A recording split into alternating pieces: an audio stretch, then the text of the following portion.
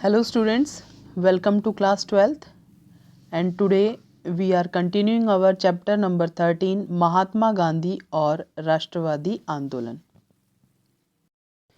Rowlatt act, आज का जो हमारा फर्स्ट टॉपिक है वो है रॉलेट एक्ट।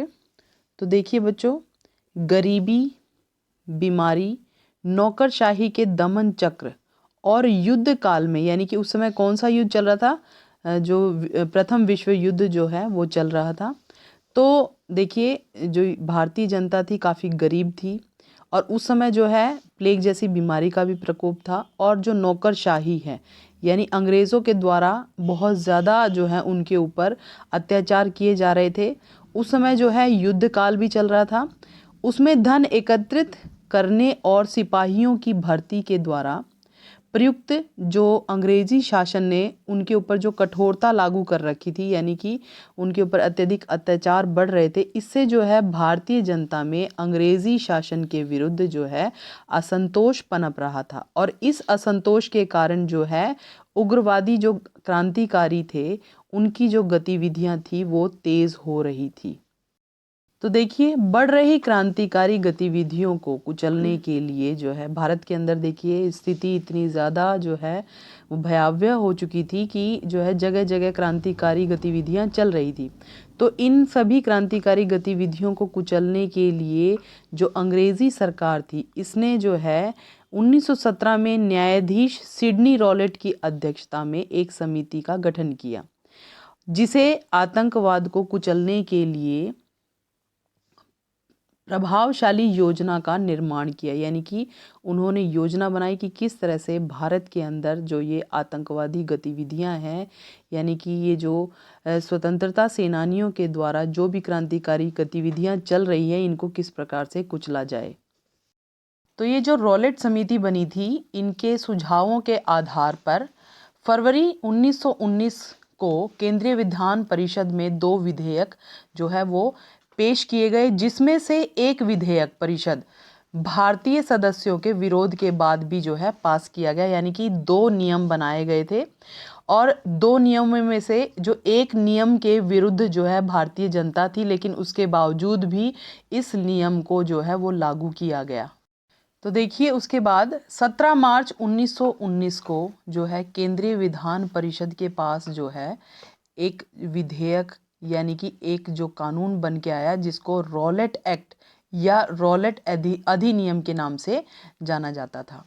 इस अधिनियम के अनुसार देखिए, रॉलेट एक्ट अधिनियम के द्वारा अंग्रेजी सरकार जिसको चाहे जब तक चाहे बिना किसी मुकदमा चलाए जेल में बंद रख सकती है। इसीलिए इस कानून को जो है बिना वकील, बिना दलील और बिना जो है अपील का कानून बताया गया और इसे जो है काले कानून का नाम दिया गया।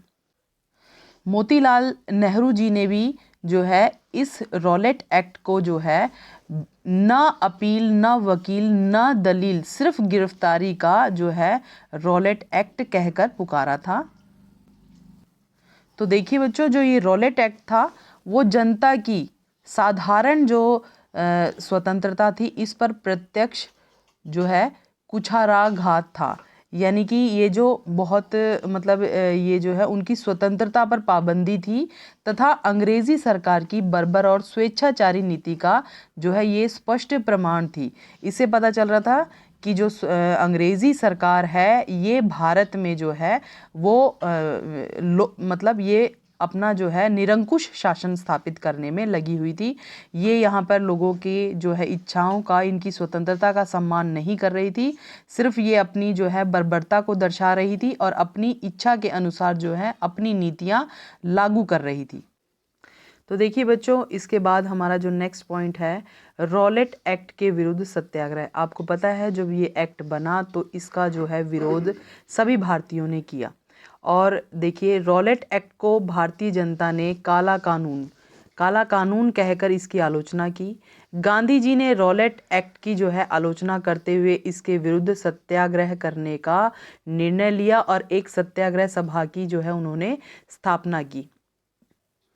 तो देखिए इस सत्याग्रह के दौरान जो है सबसे पहले चरण में क्या किया, स्वयं सेवकों ने, यानी कि जिसने जिसने भारत की स्वतंत्रता के लिए अपने आप को समर्पित कर रखा था, उन्होंने सबसे पहले क्या किया, इस कानून के विरोध में औपचारिक जो है गिरफ्तारियां दी।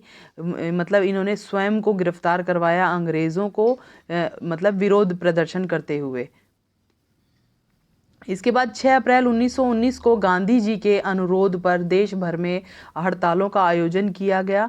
हिंसा की जो है छोटी मोटी घटनाओं के कारण गांधी जी का पंजाब और दिल्ली में प्रवेश निषेध कर दिया। यानी कि देखिए इस जो आंदोलन है इनका नेतृत्व गांधी जी कर रहे थे, इस वजह से जो है गांधी जी को जो है दिल्ली और पंजाब के क्षेत्रों में जाने से बिल्कुल रोक दिया गया।